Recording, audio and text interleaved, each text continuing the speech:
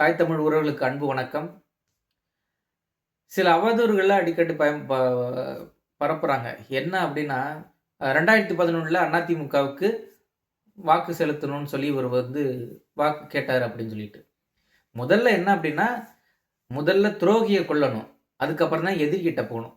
அப்டின்ற அடிப்படையில செந்தமிழன் சீமான் அவர்கள், அதுவும் இல்லாம அம்மையார் ஜெயலலிதா என்ன பண்ணாங்க அப்டின்னா, எங்களுடைய பேச்சை கேட்கக்கூடிய மத்திய அரசு அமைந்தால் ஈழத்தில் தனிநாடு அமைக்க, தமிழர்களுக்கு தனிநாடு அமைக்கிறதுக்கு நாங்கள் வலியுறுத்துவோம். அதை நிறைவேற்றிக் கொடுப்போம் அப்படின்னு சொல்லி வாக்குறுதி குடுத்தாங்க. அதன் காரணமாகத்தான் இலை மலர்ந்தால் ஈழம் மலரும் அப்படின்ற ஒரு முழக்கத்தோடு 2011 சட்டமன்ற தேர்தல்ல அதிமுகவுக்கு ஆதரவா அவர் செயல்பட்டார். அதுக்கப்புறம் ஒரு கருத்து தெளிவா சொன்னாரு. நம்மளுடைய போராட்டம் இந்த தேர்தலோட முடியக்கூடியதல்ல. இதுக்கப்புறமும் பெரிய பெரிய பல விஷயங்கள் நம்ம செய்ய வேண்டியது இருக்கு அப்படின்னு. முதல்ல அவர் எடுத்த உடனே அவர் சொல்றத கருத்த கேட்டுட்டு, அன்னைக்கு இருந்த மக்கள் அனைவரும் சீமானுக்கு ஓட்ட போட்டு அன்னைக்கு முதலமைச்சராக்கி ஈழத்தில் இருக்க பிரச்சனையை சரி பண்ண முடிஞ்சுமா?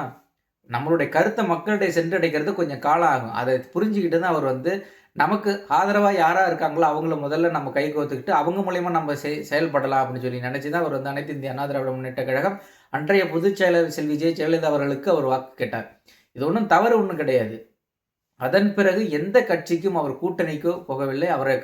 தற்போது இருக்கக்கூடிய ஓட்டு வங்கிக்கு அவருக்கு பல்லாயிரம் கோடி கணக்குல ஒரு பேரம் பேசி ஏதோ ஒரு கூட்டணியில் சேர்ந்து அவர் ஆட்சி அதிகாரம் போறாரா இல்லையா? சொகுசு வாழ்க்கைக்கு பணத்த வாங்கிட்டு போகலாம். அப்படியெல்லாம் இல்லாம மேதகு பிரபாகரனுடைய வழி நின்று தமிழ் தேசிய பிள்ளைகளை அவர் வழி நடத்துகிறார்.